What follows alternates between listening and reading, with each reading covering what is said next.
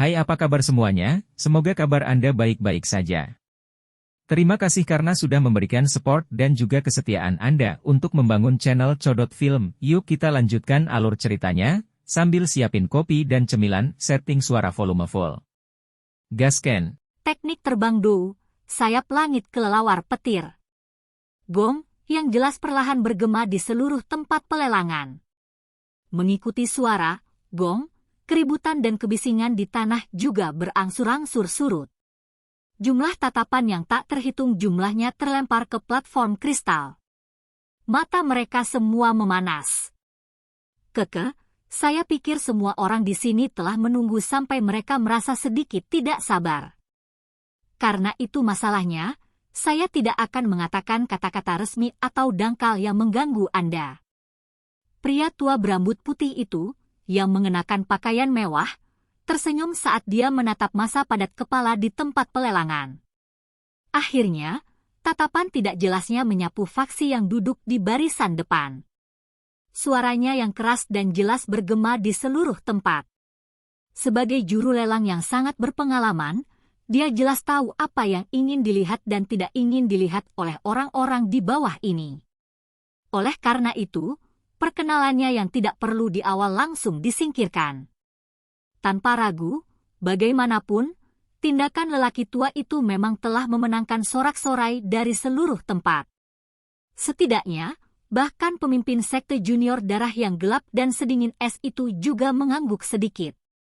Saat pameran lelang besar tahunan dimulai, saya pikir yang ini, yang telah diatur, 8 gerbang, kami, pasti tidak akan mengecewakan siapapun. Orang tua itu dengan lembut bertepuk tangan.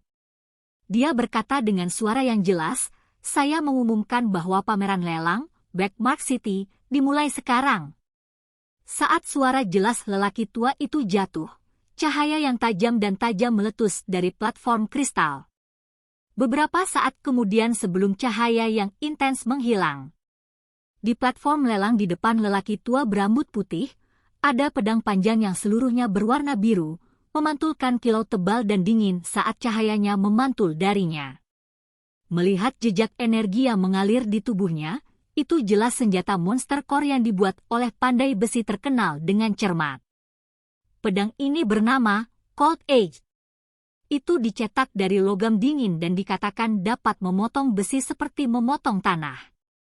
Selain itu tertanam sempurna dengan peringkat 3S afinitas monster core. Jika seseorang yang melatih keterampilan afinitas air atau es menggunakannya untuk bertarung dengan lawan, kekuatannya pasti akan meningkat. Senjata magis yang kuat adalah sesuatu yang harus dibawa saat keluar. Jika ada yang berminat, jangan segan-segan mengeluarkan uang di tas Anda. Uang mungkin berharga, tapi itu hanya dengan prasyarat seseorang memiliki kehidupan untuk menikmatinya, bukan? Orang tua itu memegang pedang panjang biru di tangannya. Tubuh pedang bergetar dan udara dingin yang samar naik, membentuk kabut putih tak jelas yang sebagian terlihat. Dia menoleh ke arah tempat pelelangan dan tersenyum saat dia berkata, harga dasarnya 100.000. Semuanya silahkan. Senjata inti monster, Xiaoyan bergumam sambil menatap pedang panjang itu. Namun, dia tidak terlalu tertarik dengan itu. Saat ini dia sudah memiliki senjata seperti penguasa Xuan berat, di mana seseorang membuat gerakan besar dengan serangannya, memiliki momentum yang memberi tekanan pada orang lain. Dia benar-benar akan sedikit tidak terbiasa jika dia diminta untuk mengganti senjata menjadi pedang panjang yang ramping dan elegan. Oleh karena itu, dia tidak berniat ikut tender untuk barang ini. Bagaimanapun, dia tahu bahwa hal-hal baik datang pada akhirnya. Tentu saja, kurangnya minat Xiaoyan tidak secara alami berarti orang lain tidak akan tertarik. Untuk Douze, senjata yang dipasang di tangan seperti kuali obat di tangan seorang alkemis.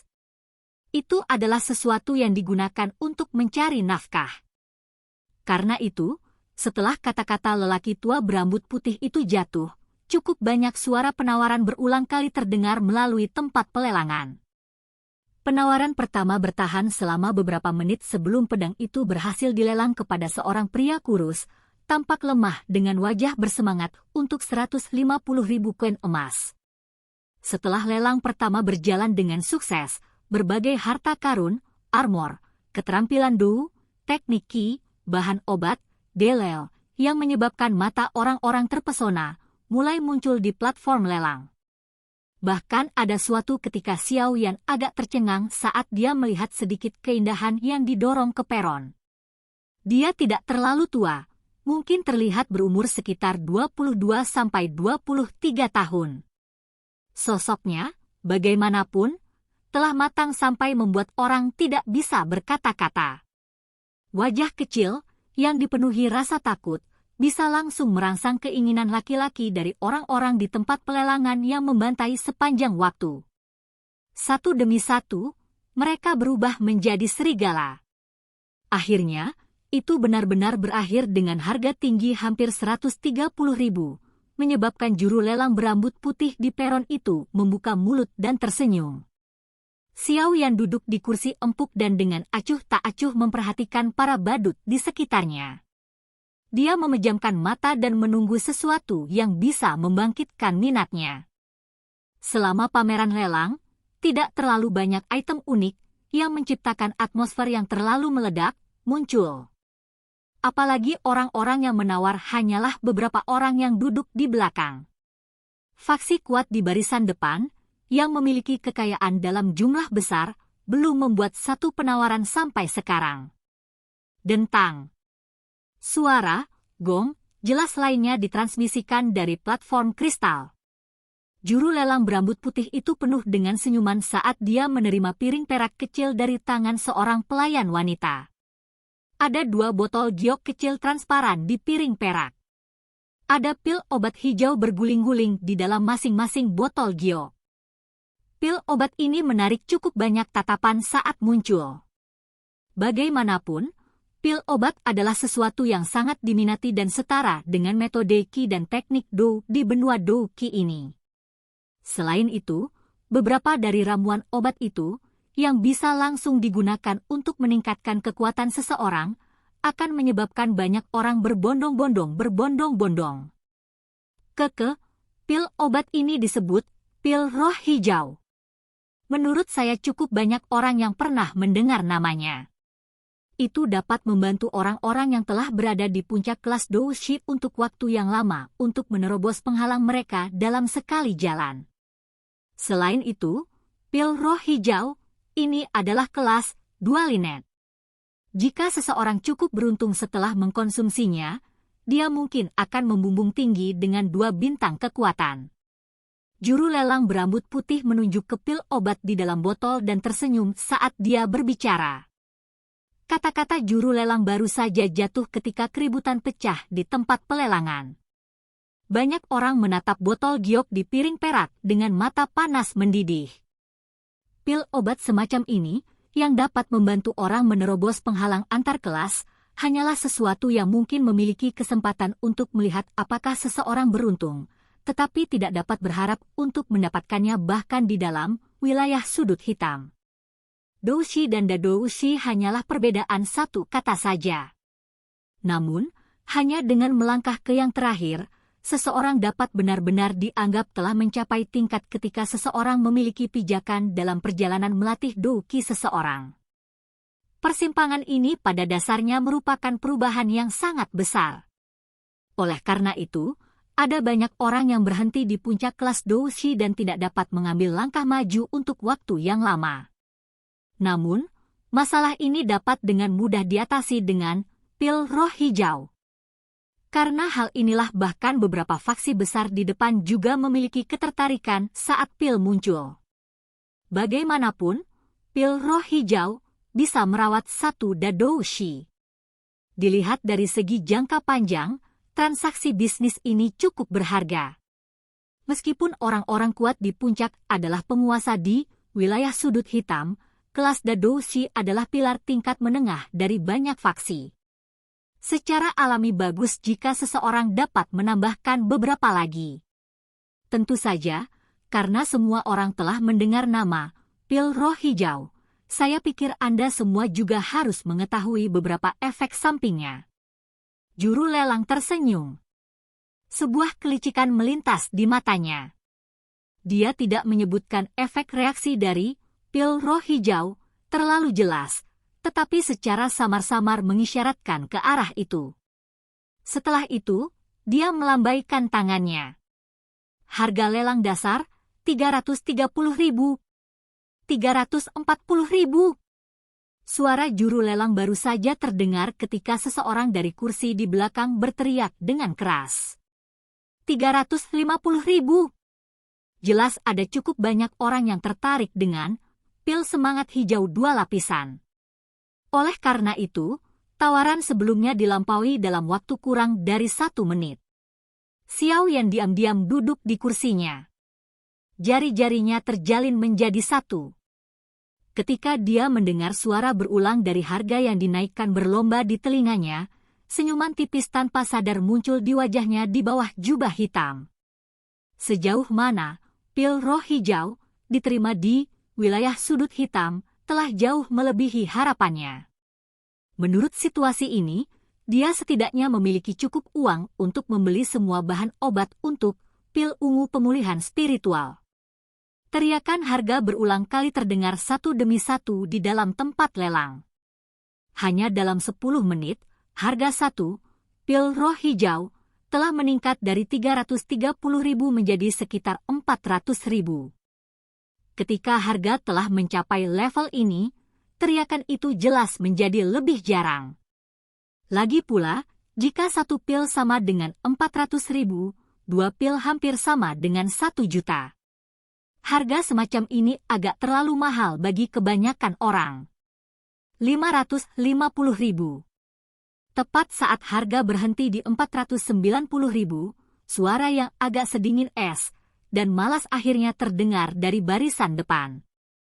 Mendengar harga ini, yang tiba-tiba melonjak 60.000, Xiao Yan sedikit mengangkat kepalanya. Tatapannya yang agak aneh berhenti di tubuh pemimpin sekte junior dari sekte darah. Hatinya dengan lembut bergumam, apakah dia juga tertarik dengan pil Green Spirit? Setelah pemimpin sekte junior dari sekte darah meneriakkan harga, rumah lelang yang berisik segera menjadi jauh lebih tenang. Beberapa orang yang awalnya berencana menaikkan harga sekali lagi saling berhadapan dan dengan enggan duduk. Meskipun mereka memiliki sejumlah uang, mereka tidak diragukan lagi tahu batas mereka dan konsekuensinya jika mereka bersaing dengan Bloodshed. Karena ini masalahnya, mereka mungkin juga menyerah.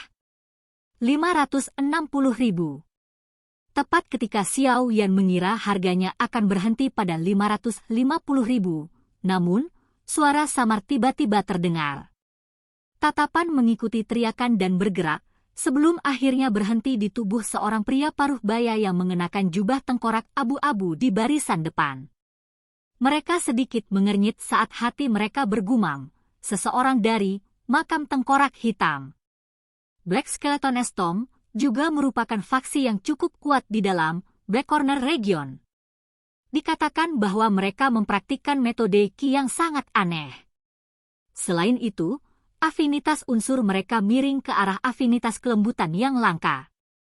Oleh karena itu, hanya ada sedikit orang di dalam makam tersebut. Namun, semuanya elit, orang kuat. Mereka biasanya memiliki konflik yang tak henti-hentinya dengan sekte darah, tetapi mereka tidak benar-benar keluar dan bertarung sampai mati karena penindasan dan pengekangan para pemimpin di kedua sisi. Ketika dia mendengar ada seseorang yang mengeluarkan tawaran bersaing, mata pemimpin sekte junior dari sekte darah segera menjadi lebih gelap dan lebih dingin. Dia memiringkan kepalanya dan menatap wajah kayu pria paruh baya itu. Dia berkata, 580.000. 590.000.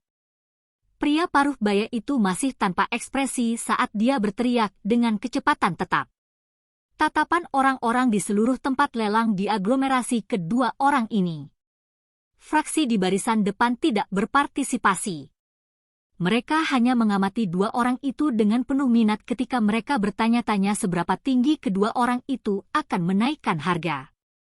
pemimpin sekte junior, 500.000 sudah harga puncak untuk pil jiwa hijau 2 lapisan. Jika Anda terus menambahkan, Anda akan sedikit kehilangan. Selain itu, kami harus menyisakan sejumlah uang untuk kontes terakhir. Tampaknya setelah melihat bahwa pemimpin sekte junior dari sekte darah masih berpikir untuk menaikkan harga sekali lagi, lelaki tua di sampingnya buru-buru berbisik. 600.000. Pemimpin sekte junior dari sekte darah sedikit mengernyit. Dia merenung sejenak sebelum mengumumkan harga akhirnya. Dia telah membuat keputusan bahwa dia akan membatalkan penawaran ini jika pihak lain menaikkan harga lebih lanjut.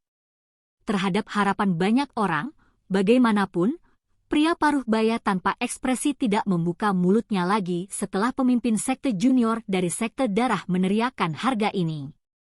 Dia menyusut kembali ke kursinya dan ejekan samar muncul di wajah kayunya. Tindakan pria paruh baya itu menyebabkan pemimpin sekte junior dari sekte darah, Fan Leng, menjadi kosong. Dia segera tampak mengerti apa yang terjadi dan kegelapan pekat terangkat dari sudut mulutnya. Dia dengan lembut berkata, "Sangat bagus. Jika ayah ingin mengambil tindakan kali ini, biarkan aku menangani murhan ini. Aku ingin dia merasakan sakitnya darahnya terkuras seluruhnya." Keke, pemimpin sekte junior Fan Leng menawarkan 600 koin emas untuk 1 pil. Siapa lagi yang mau menaikkan harga? Jika tidak ada siapapun, maka 2 pil roh hijau 2 lapisan itu miliknya. Juru lelang berambut putih cukup puas dengan harga tersebut. Dia langsung tersenyum saat bertanya pada kerumunan. Saat melihat tidak ada respon, dia akhirnya menjatuhkan palu lelang di tangannya ke bawah. 1.200.000. Bukan harga yang buruk. Pengisap ini. Senyuman mengejek muncul dalam bayang-bayang di bawah jubah hitam. 1.200.000 akan mengalir ke kantong uang Xiao Yan yang sudah habis. Setelah melelang 2 pil roh hijau, beberapa barang di belakang tidak dilelang dengan harga tinggi. Beberapa barang hanya dinaikkan harga 1 kali sebelum berhasil dilelang kepada seseorang. Ini menyebabkan juru lelang di atas panggung merasa sedikit kesakitan. Penjualan ini terkait dengan evaluasi dan pendapatannya. Beruntung, bagaimanapun, air surut ini akhirnya tiba-tiba naik setelah berlangsung selama lebih dari 10 menit. Bahkan wajah Xiao Yan dipenuhi dengan keterkejutan pada benda yang dilelang.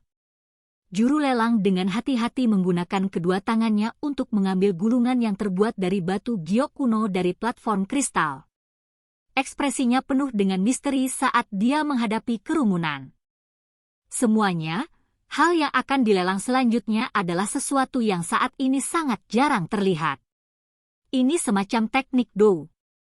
Karena metode untuk membuatnya hilang, sekarang ini menjadi sangat langka. Setelah mendengar pengantar yang diberikan oleh juru lelang, Xiao Yan tampaknya samar-samar merasakan sesuatu di dalam hatinya. Teknik Flying Dou, sayap langit kelelawar petir. Tangan juru lelang gemetar. Gulungan itu tiba-tiba meluncur ke bawah dan langsung terlihat.